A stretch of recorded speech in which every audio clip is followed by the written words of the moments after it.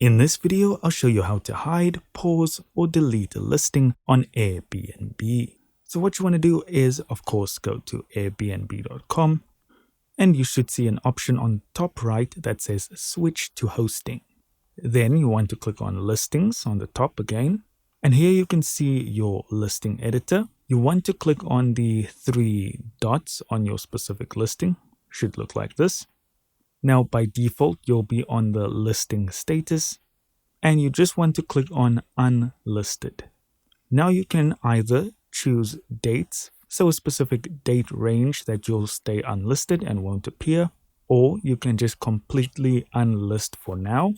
And if you want to completely remove your listing, you'll just go to the left-hand side and click on remove listing to permanently remove it.